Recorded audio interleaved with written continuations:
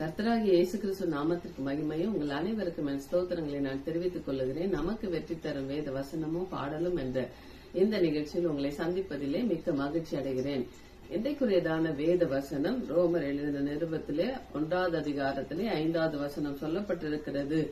மாம்சத்தின்படி தாவீதின் சந்ததியில் பிறந்தவரும் பரிசுத்தமுள்ள ஆவியின்படி தேவனுடைய சுதனாய் மரித்தோரிலிருந்து உயிர்த்தெழுந்ததினாலே பலமாய் ரூபிக்கப்பட்ட தேவகுமாரனுமாய் இருக்கிறார். ஆமென், ஹல்லேலூயா.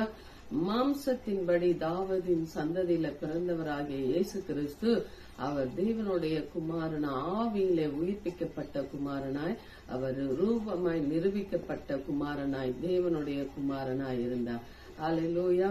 அப்படியாக அதனால என்ன அப்படின்னு பார்க்கும்போது ரோமர் 8ஆம் அதிகாரம் 1வது வசனத்திலே ஆனபடியால் கிறிஸ்து இயேசுவுக்கு உட்பட்டவர்களாய் இருந்து மாம்சத்தின்படி நடவாமல் ஆவியின்படி நடக்கிறவர்களுக்கு ஆக்கினை தீர்ப்பு இல்லை.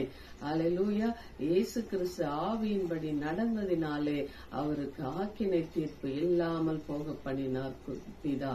அதே போல நாமும் அவரை பற்றி கொண்டு வாழுகிற நாமும் என்ன இருக்குன்னா, ஆவியின்படி நடக்கிறவர்களாய் நாம் இருக்கும் பொழுது நமக்கு ஆக்கினை உண்டாக்கும் தீர்ப்பை அவருடைய சரீரத்திலே அவர் சுமந்து தீர்த்தார். ஆமென்.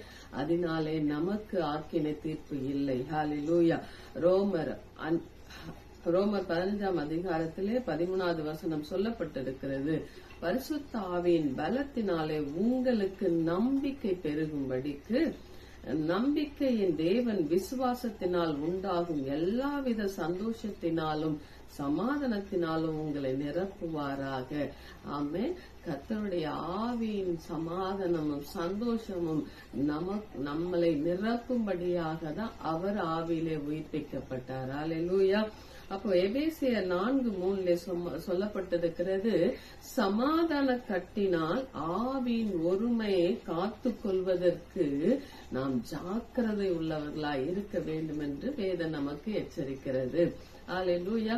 அப்ப அந்த ஆவியின் அந்த ஒரு மனதை காத்து கொள்ளாத பொழுது பிசாசானவன் வந்து நமக்குள்ளே கலைகளை விதைத்து விடுவான். அல்லேலூயா. அப்போ நாம் மாம்சத்துக்குரியவர்கள் அல்ல, ஆவிக்குரியவர்களாய் இருக்கிறபடினாலே ஆவியின் ஒருமையை காத்து கொள்வதற்கு நாம் மிகவும் ஜாக்கிரதை உள்ளவர்களாய் இருக்க வேண்டும் என்று வேத வசனம் நம்மளை எச்சரிக்கிறது. ஹல்லேலூயா. ஏனென்றால் நாம் ஆராதிக்கிற தேவனை ஆவியோடும் உண்மையோடும் ஆராதிக்க வேண்டும். ஏனென்றால் அவர் மாம்சத்திலே கொல்லப்பட்டு ஆவியிலே உயிர்ப்பிக்கப்பட்ட தேவனை தான் நீங்களும் நானும் ஆராதித்து கொண்டு இருக்கிறோம். அந்த ஆவியின் அச்சாரமாய் அரூபிக்கப்பட்ட ஆவியானவரை போற்றி நாம் ஒரு பாடலை பாடி தேவநாமத்தை நாம் மகிமைப்படுத்தலாம். ஹல்லேலூயா. ஆவியின் மழையை பொழியும் நேரம் என்ன பேரின்பம்,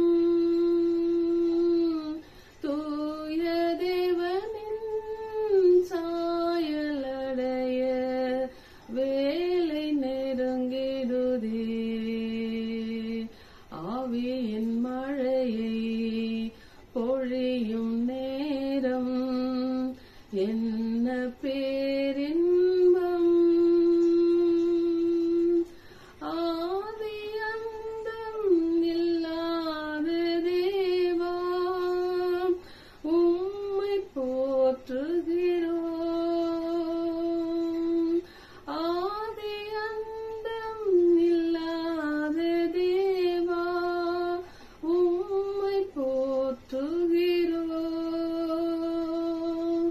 முன்குறித்தீரே முத்திரையிட்டீரே எந்தன் துணை நீரே, நான் உந்தன் சொந்தம்.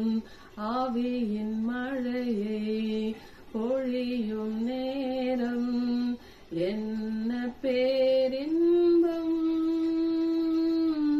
தூய தேவனின் சாயல் அடைய வேலை நெருங்கிடுதே. ஆவியின் மழையை பொழியும் நேரம் என் என்ன பேரின்பம். அன்பின் ஆவி அகத்தினில் பொழிய சிந்தை மாறிடுமே.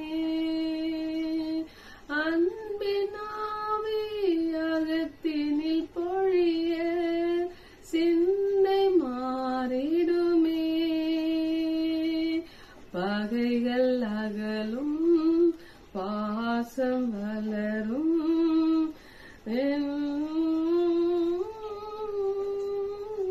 உள்ளம் பொங்கும் ஆவியின் மழையை பொழியும் நேரம்.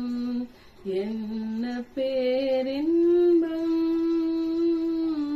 தூய தேவனின் சாயலடையும் வேலை நெருங்கிடுதே.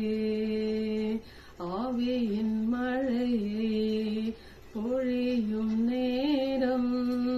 என்ன பேரின்பம். ஜபத்தின் ஆவி இறங்கிடும் வேளை ஜீவியம் மாறிடுமே. ஜபத்தின் ஆவி இறங்கிடும் வேளை ஜீவியம் மாறிடுமே. உள்ளம் உடைந்து உருகி ஜெபிக்க தந்து நிந்தனையே உன் பாதம் வந்தே. ஆவியின் மழையை பொழியும் நேரம். என்ன பேரின்பம். தூய தேவனின் சாயல் அடையும் வேலை நெருங்கிடுதே. தூய தேவனின் சாயல் அடைய வேலை நெருங்கிடுதே. ஆவியின் மழையை பொழியும் நேரம். என்ன பேரின்பம். ஆமென். அந்த பேரின்ப நதியிலே ஆவியின் மழையை பெறுவதற்கு நாம் அவருடைய பாதத்தை அண்டிக் கொண்டு ஜீவிப்போம் என்றால் கர்த்தர் அவருடைய ஆவியின் சத்தினாலே நம்மளை நிரப்ப அவர் போதுமானவராய் இருக்கிறார். ஹல்லேலூயா. எப்பொழுது நாம் ஜாக்கிரதை உள்ளவர்களாய் இருக்கும் பொழுது, ஹல்லேலூயா, நாம் ஜாக்கிரதை உள்ளவர்களாய் இருந்து அவருடைய பாதத்துல காத்திருக்கும் பொழுது அந்த ஆவியின் மழை நிறைவாய் நம்ம பொழிய போதுமானவராய் இருக்கிறார். சமாதான கட்டினாலே ஆவின் ஒருமை நாம் காத்து கொண்டு நடப்போம். கர்த்தர் நம்மளை வழி நடத்துவார். God bless you.